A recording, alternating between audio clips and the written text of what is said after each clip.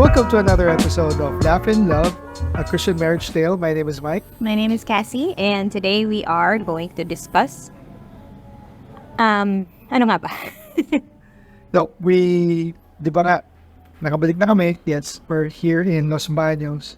And we found this small cafe. I'll show you a clip later on. And ang galing nung concept. It's flowers and coffee. So, Yes, this is somewhere if you're from Los Baños, this is in Los Baños, right along the highway. If you actually can hear the traffic outside. Pero it's nice kasi ang sarap ng aircon. and the coffee. Yun ang essential need natin yung mga Pinoy ngayon. And Air conditioning and the coffee. Americano is actually very good. Yes, so we love Americano. So before we jump on, ang topic namin today would be on discipline. Yes. Disciplining our kids, our children. But before we do that, can you tell me what you are grateful for? Grateful for well, Pretty sweet for the last few weeks. It's nice to be back. It's nice to be able to do this again and be a little more consistent with the episodes that we're going to give you Not guys. so much, but yeah. Yeah, no, but okay na rin. But I think what I'm grateful for are the challenges that we faced this week. Wow. It's not something that you look for, or it's not something that you'd want to happen. But I think with everything that we've gone through this few weeks, it showed resilience. And the resilience comes from the hope that we have. And sabi nga, it builds character, faith, hope. It builds character. But more than that, with all the things that has happened this week, I think it strengthened us as a family. We discovered a couple of things.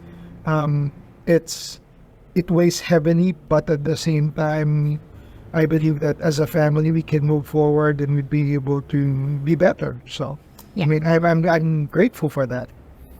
Ikaw? Bigat naman nun. I'm grateful for the community. Our community that we have here local. And sabi nga ng sister-in-law ko, it takes a village to raise a child. That is true. It does take a village to raise a child, and I'm grateful for the community that we have, not only locally here in Los Baños, but even, syempre yung family namin around who's also very much around. He's very much with, they are there to stand with us, stand in faith with us. Yun. But it's true that it takes a village to raise a child, but at the same time, it begins with family. And as parents, raising a child would require discipline. And discipline wherein we have to be able to, as parents, we have to be able to direct our children towards the right path, or the path that we would want them to go through. Tama ba yung word? Basta yung direction na gusto natin for them. And yung isi-share namin today, again, we're not experts, but these are based on our experiences and how we raise our children. This is based on the things that we've learned. And we're basing a couple of the concepts that we're going to share sa galing sa Bible. Yeah. So this concept that we are about to share is not something that we came up with. These are from the real experts, and we're just sharing it to you because we found it's very helpful for us as we raise. So a little background, we have kids of all ages. If you don't know our family, we have adult children, teenager, and one in grade school. Pretty pa siya, hindi pa. Nine. There was a season that we had a toddler, a preteen, A teen, and an adult. an older teen. Yeah, so yun, yun yung season na yun. But ano ba yung hugot namin why we discipline our kids, or why it's important to discipline kids? And we'd like to share a couple of verses from the Bible. And ito yung nakita namin na hugot namin. And also, before we dive into that, no, sometimes kasi when you hear the word discipline, it always equals na kaagad into like a physical punishment. Like it's always followed na automatically, and it's not necessarily that all the time. We'll dive into that a little later kasi it's different from different age groups. So we'll go into that later. So why we discipline is the first one that we hold on to, or ano. So first one that we have a backup for is Proverbs 22 verse 6. It says, "Train up a child in a way that he should go. Even when he is old, he will not depart from it." Yun. It's like it's like yes. No, verse up. It's like ano daw. It's like ano. Kwan. Kala mo may mais. Wala pala. Like, sino ba yung kausap ko the other day? We were talking about the childhood things that we had, that we enjoyed. Pinag-usapan namin yung paglalaro sa labas, and how yung pag-uwi mo, yung natataranta kang umuwi kasi biglang narinig mong sumisitsip na yung nanay mo o yung tatay mo. And it's engraved sa amin, yung generation namin na yung parang, di ba yung buong araw ka naglalaro sa kalsada pagkas maglaro, pero pag narinig mo na yung sumutsut yung nanay mo, gano'n naman aksiw, tatakbo ka na, ganyan. And it's a kind of discipline.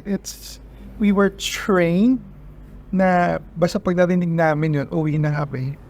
And so, even at a young age, ayun yung picture of training, sort of a picture of training a child na pag merong proper direction, alam na yung mga dapat gawin. Another good example would be when we train the children as young as they are in terms of proper eating habits, sleeping habits, hygiene habits. So, ibig sabihin, kung at a very young age na-introduce na sila sa vegetables, then as they grow up, they probably enjoy eating vegetables, miski hindi nila masyadong gusto. If growing up they're trained to regularly take a bath and brush their teeth, then it's going to be habit that they're going to have. So, ayun yung idea of you train up a child in the way he should be. As young as they are, we have to be able to put them in the right direction of how we would want them to live, the habits that we want them to have growing up. And of course, kasama doon, yung pag hindi nila ginagawa yung gusto natin na magagandang asal or magagandang habits, ipapasok yung discipline para maituwid or may lead sila towards that particular direction. Ang lakas nung hindi tatanggalin siya. But anyway, so ay yung first verse na gusto namin share. And yung second verse of hukot natin in terms of what we're going to talk about today is Proverbs 13:24, which says, "Whoever spares the rod hates his son, but he who loves him is diligent to discipline him." Part of being able, or part of disciplining children is anong tawag mo nito? It's not out of anger or spite, but discipline. Giving discipline is all about loving our children. Ibig sabihin na kasi gusto natin tama yung direction and tama yung ginagawa nila. That's why we discipline. That's why we do, and we apply ba yung word? Yeah. Discipline. So, yun. So, yun yung hukot. So, from there, Sige. sige, and then from there, paano naman natin didisiplinahin yung mga anak natin? Kasi nga, we've learned that for different age brackets, there is a way to discipline them or be able to relate to them as children, as our children, but at the same time be able to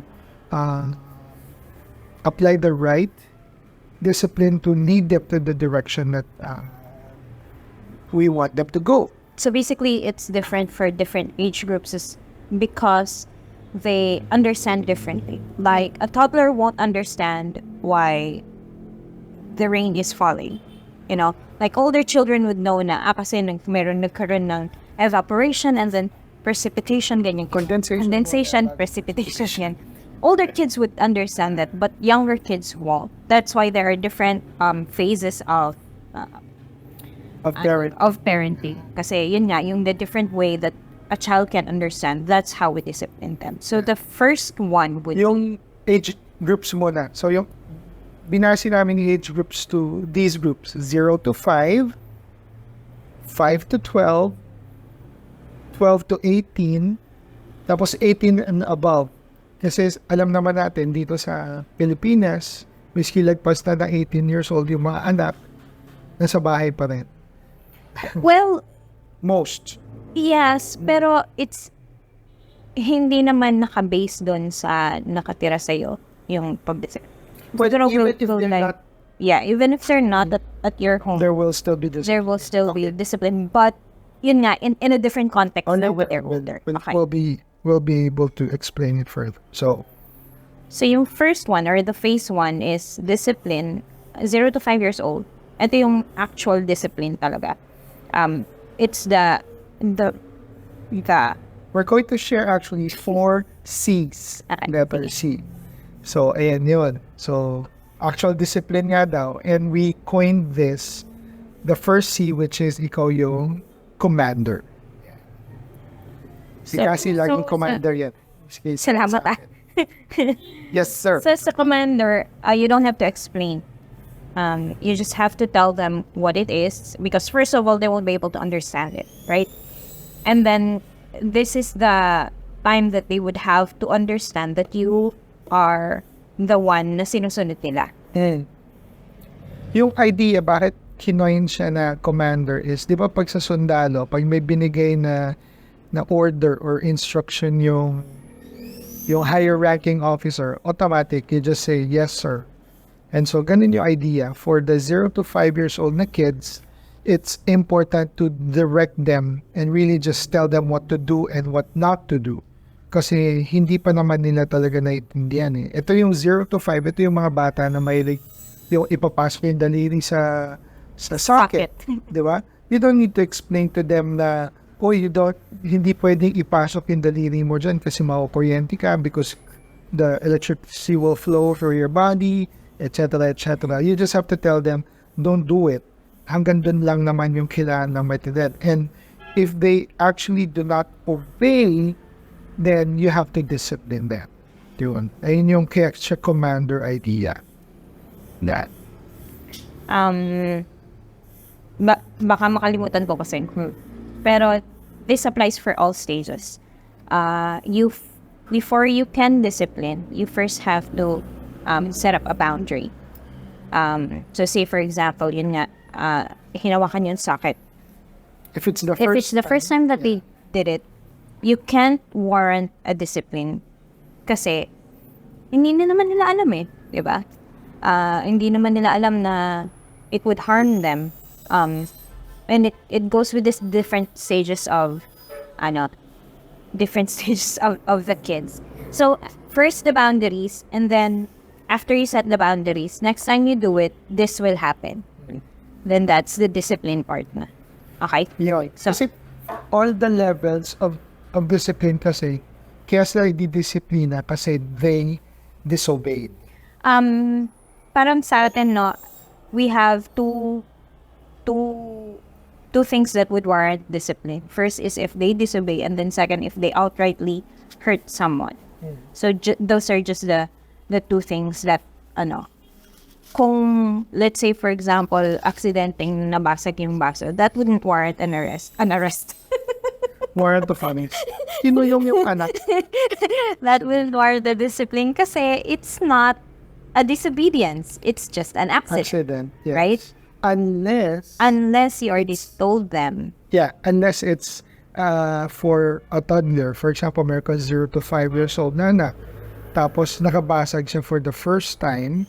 And then sinabi mo, anak, don't play with glasses anymore, or don't do this again because what would happen is if you drop it, you'll break the glass and you might hurt yourself. So pag ganun yung kaso, tapos they disobeyed and did it again, played with glasses, and then nakabasag sila, then obviously that would warrant a discipline kasi nag-disobey. So you don't discipline because of the broken glass, but you discipline because of the disobedience. Yeah. Those are, I think, very, sa akin yun very game changer for, Yeah. Sige. So, ayun yun for the first one. You don't need to explain it to them kasi nga they're too young to understand, but what you have to give them is clear direction. Ayun yung importante. And the clear direction is towards how you would want them to act or what habits you want them to have. That's why you're giving these directions that they need to obey. Now, once they go above 5 years old, or for some kasi meron as young as 4, they understand concepts already. So, for example, just for the discussion, for our children of 5 to 12, na meron ng comprehension, understanding on all of that. Yung second scene na i-share namin as a parent, ikaw na ngayon yung coach. So, kanina commander, ngayon, ikaw na ay yung coach.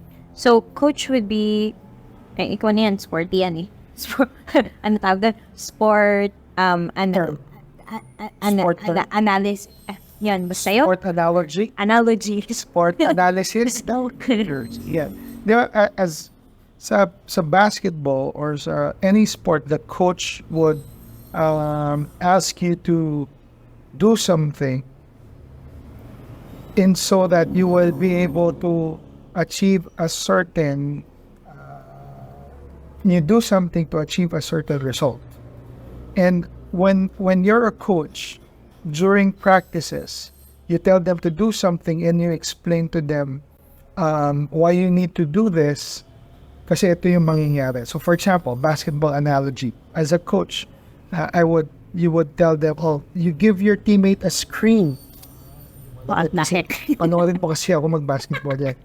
And the reason why we would give your teammate a screen in so that he can go around the screen, be open for a jump shot for a possible point or a score. So ngayon, ibig sabihin nun, for our children na nakakaintindi na, you give them instructions and you explain, you will be able to, or you need to actually, as parents, you need to be able to explain to them why you're giving that particular instruction, why you are, what's behind that particular instruction. Kasi ito na yung time that they're really asking why. May motor kasi. This is really the time that they're asking why. Yeah. So, Yes. actually, yung 0 to 5 naman, nagtatanong naman sila ng why. Actually, hindi makulit but they really do not understand. Pero itong mga... I do naman. Hindi ganun. Pero syempre, it's not the same comprehension as we have. So you might be wondering what kind of discipline naman, no? Kasi for some believe that there is a gentle parenting, that they don't use the rod for their kids. Then that's your siguro that's your conviction. It's up to you how you would want to raise your kids because well, at least for us, we use the rod. But it nakalagay nga sa Bible, di ba kanining sinabi ni Mike, whoever spares the rod hates his child, but whoever loves him, it is diligent to discipline him. So the rod does not necessarily mean like the actual rod for everyone and for all the age levels.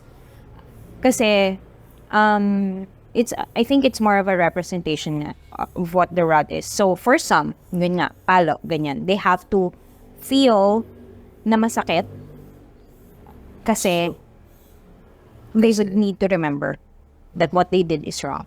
And that what they did had consequences. Practical tips lang pag mamamalo kayo if in case, baka makancel tayo dito, no?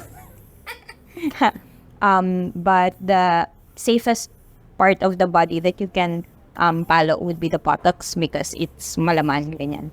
But again, I do not discount those parents who would choose to do gentle parenting. If that works for you, then better, I think, or good for you. Yeah. One is not better than the other, I think, but it would depend on how you would implement it and how you are consistent with it. Really? For some kids, palo is not a punishment for them. It's like wala lang, ganyan. So we have for different stages nga. Meron kaming anak na ang punishment sa kanya is to face the wall because ayaw niya yun. Extrovert pa siya. Wala siya Meron akong another kid of the same age na nag-face the wall namin. Natuwa. Nagkut-kut ng wall. Introvert kasi. But I think what Cassie's trying to point out is this. The discipline kasi should make them understand of the consequence. So, whether yung consequence na haharapin nila ay physical pain or the consequence is out of losing something that they really love or enjoy. For example, and I think for a lot of children right now, yung screen time, pag nababawasan yung screen time, it really affects them. So, ayun, I mean, kung ganun kayo mabawasan yung screen time ng anak nyo because they disobeyed, and it helps them remember the disobedience that they did so that they won't do it again, then I think, if it works, then if it works. Pero what's important is that we do not neglect the discipline part. Yeah. And they have to understand that their actions of disobedience warrants a consequence or a discipline. So that's the coach part. I mean, for the 5 to 12, so we have to coach them. Ibig sabihin, if naiintindihan na nila ngayon na aside from telling them the consequences or what will happen when they do such things, kasama din doon, if they disobeyed and they do not do what you call them to do, syempre naiintindihan na nila yung mangyayari. At the same time, kasama yung punishment or yung discipline na ibibigay mo. So ngayon, naiintindihan na nila yung cause and effect. Kumbaga, if you don't do this, this is going to happen. If you do this, this is what's going to happen. At the same time, when they disobey, mas mararamdaman nila yung consequence of it kasi may discipline. So 5 to 12, yeah. The next age group Yeah. level. Ano age to? 13 to 18. 13 to 18. Yeah. So 13 to 18, you are now the counselor. Counselor. Bakit counselor? Yes. Medyo kasi parang pareho sila ng coach eh. Ay, ng consultant parang. Malayo pa naman sa consultant. Ayun yung huli. Oo nga. Jump ka na sa consultant. Hindi kasi I'm trying to like differentiate them. So kapag counselor, so children this age or kids this age, they have 13 to 18, no? Meron na silang sarili ng isip. So they can decide for themselves already. But they're not yet adults. Legally, they're not even adults yet. So there are times that their decisions might not be wise. Ganyan. That's why that is our role as counselors. As counselors ngayon, ang trabaho mo is to ask, bakit mo ginawa to? Or why do you think mali itong action na to? Or why do you think ito yung dapat gawin for this? Or as counselors, you can throw them questions like, what do you think would happen if we go this direction? Or what do you think would happen if we do this? So ayun yung trabaho mo as a counselor, giving them Counsel. things to think about. In Process. terms of Helping them process. process nila yung mga bagay in line with the direction that we want to give them. Kasi ngayon, doon ngayon natin makikita as parents, ano yung nila, way of thinking, how they understand concepts, how they actually perceive yung mga binibigay natin sa kanilang direction. Kasi pwedeng meron tayong gustong direction for their lives, direction for ano, pero pag pinrocess natin it with them, iba pala yung nakikita nila, iba pala yung pagkakaintindi nila. So as parents, kailangan natin marinig yung boses nila. Yeah. As coach, tayo yung mas madaming sinasalita. Ngayon, as counselor, sila naman yung mas madaming. Ang hirap na kasi for the first years of your children, you're used to telling them what to do. But we have to learn. Tayo rin as parents, we have to learn. We have to learn how to we have to learn how to let them decide for themselves. Yeah. So yun. So with as counselors as well, we let them decide na. They have to make their decisions na. And then we have to make them see whether the decisions that they made are good decisions or bad decisions. So for example, sa coach, there is a level of they still need to obey or follow yung direction ng coach na, oh, you have to do this. Kasi ito. Ngayon, as a counselor, since you're just processing it with them, you sort of let go of the reins and observe and watch what they're doing. At the end of the day, as they come back, ipaprocess mo, o kumusta, how was your day? Parang nakita ko, ganito yung ginawa mo, what happened? What was the result? What do you think was a better thing to do? Or, ayun. Yung mga examples or questioning sa binibigay ko ay puro sa disobedience or sa mali, kasi discipline yung topic natin. Of course, when our children do something right, then we reinforce those things. So how we talk to them as well as counselors reinforces those things. Uy ka, anak, I saw you did this. Ang ganda niya na, okay yan na. Do you think you could do it again? Or how do you feel about what you've done? Yan, ganyan. So, I mean, there is a level of digging how they feel about things, whether the things that they have done well or the things that they did not do good on. And when we get to dig kung ano yung mga nararamdaman nila, how they perceive things, then they get to understand that what they feel is important. So ngayon, in a way, it builds their confidence. Hindi na sila nagiging people pleaser, hindi na sila, alam mo yun, just going with the flow, but when they get to express who they are because they understand that their parents are listening to them. Yeah, and letting go of the reins doesn't mean that wala ka nang pakialam sa buhay nila. But it's quite the opposite. I think this is the time that you would have to pay more attention to them. Yeah. It's not like, sige, kaya mo nang mag-isip, bahala ka na dyan. No, they are still kids. They are still young. They cannot 100% make wise decisions like all the time. So, kailangan pa rin natin. Kailangan pa rin nila tayo as parents to counsel them. Hey. So, yeah. And then the last one is Sa 18 years old and above, basically, these are your adult children. They could be working na, it's even possible na meron na silang sarili nilang bahay. maybe their own family. Probably, yeah, it's even possible. But Pero katulad nga ng they'd still be, Katulad nga ng sinabi natin, it's not the disciplining for the younger kids is not the same as the adult one. So hindi mo ngayon sila just because you call it discipline. Hindi, pag hindi mo to ginawa, papaluin kita. That doesn't apply to adult children anymore. But in this case, they are more of consultants. Ano ba ginagawa ng consultants? Consultants, yeah. Tayo yung consultants. Ano ba ginagawa ng consultants, di ba? They have things they've already decided, and then they consult you, and then ask. It's, yun nga, parang sabi ko nga, medyo nag-overlap sila ng counselor. But, yun nga, most of the decision would come from them. Yeah. Yung difference naman yung pag consultant ka kasi is you tell them what you think. You tell them what you think, but the decision that they make would still be up to kasi them. kanina as counselors, you ask them questions of what they think. Ngayon, as consultants, ikaw na ngayon yung nagtat. Sige lang. Sophie, Yeah, we can cut it.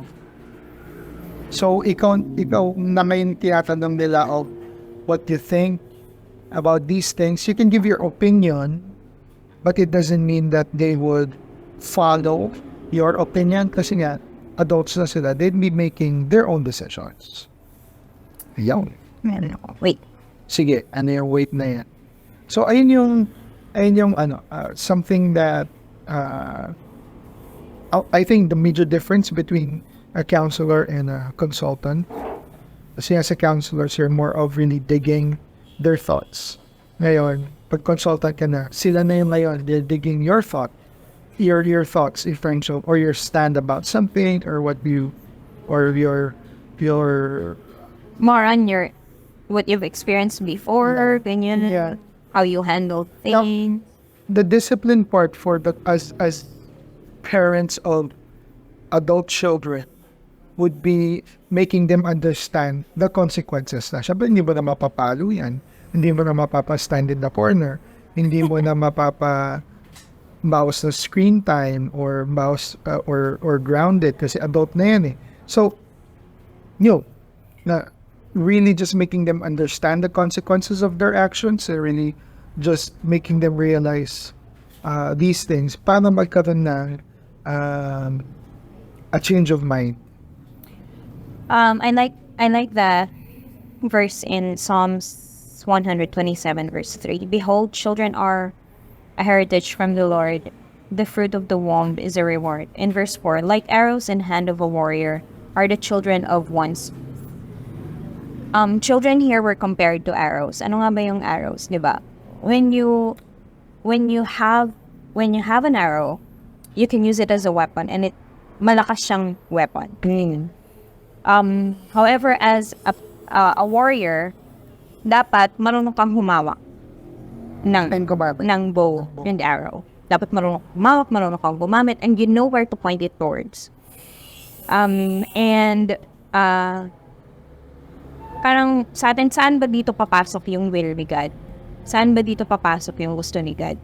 Doon tayo as parents, we point them towards where God wants them to be. Diba? Sometimes kasi meron tayong gustong gawin. Meron tayong gustong mangyari sila. Gusto natin sila maging nurse, ganyan. Gusto natin maging doktor yung anak natin. But maybe that's not what God wants for them. And it is our duty as parents to point them towards where God, would want them to grow into. And then, I think this is one of the hardest part as parents, is we have to, for them to reach the goal, for them to reach the target of where God wants them to be, is we have to let go. And yung pagdidiscipline natin, we're talking about discipline. What the heck are you doing? Very good. Nawala yung thought ko.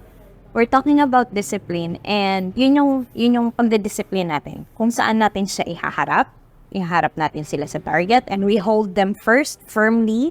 Diba? Kasi if you don't hold them, hindi ako archer, pero if you don't hold it firmly, pwedeng when you let go of the arrow, kung saan sila pupunta. Diba? But you have to like have the stance, ikaw din as a parent, you have to also face the Lord. Kailangan nakaharap ka rin kay Lord. Doon ka rin nakaharap, hindi sa elsewhere. Hindi pwedeng nandyan yung direction na gusto ni Lord for your children, pero nandito ka nakaharap. When you do that, hindi rin ma-hit yung target. So yeah, that's our role as parents, is to point them, discipline them, point them so that they will go to God's direction, where God wants them to be. And then, we have to let that go. Ouchoo! Ayan. Meron pa akong mga marami-raming ila-let go. Mic drop na dun sa statement na yun. Tapos na po. Okay na. That's it for our episode today. But yeah. Ay, tinapos niya. Hindi, pero yun nga eh. I mean, you really hit the point na. Yun na yung, at the end of the day, ganun nga naman kama. And also, I think this is one more encouragement that we can give here. At the end of the day, it is God who transforms their heart. It is God who changes their heart. It is God who actually, His grace and His mercy, and our children's understanding of that, ayun yung magbabago sa buhay ng mga adult. Our part really is to just point them towards God, like archers pointing the arrow to the right target. So, yun. That's it, Pansit. And again, guys, thank you for hanging out with us. Yeah. And if you're Want to visit, what's the name? Forever flowers, Flowers and Cafe. Look at their flower. So cute. Yes. And yeah, I'm going to sleep. Hindi mo ako natutulog. Dahil natulog ako sa shift. But yeah, do follow us on Facebook. Yes. We're Laugh and Love, a Christian Marriage Tale. On Instagram On is Instagram, it's Laugh and Love _ Mike and Cats. YouTube is also the same. Yeah.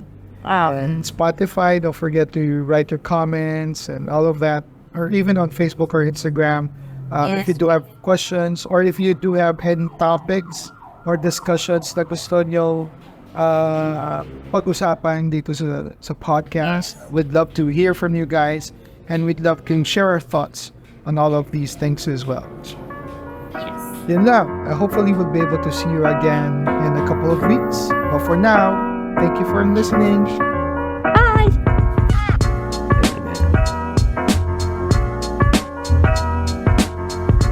Thank you all for tuning in. We can't wait to share our stories and create beautiful memories with you. Remember to subscribe to Laugh and Love, a Christian Marriage Tale. Also, follow us on Facebook and Instagram. Until then, keep smiling, keep loving, and keep laughing.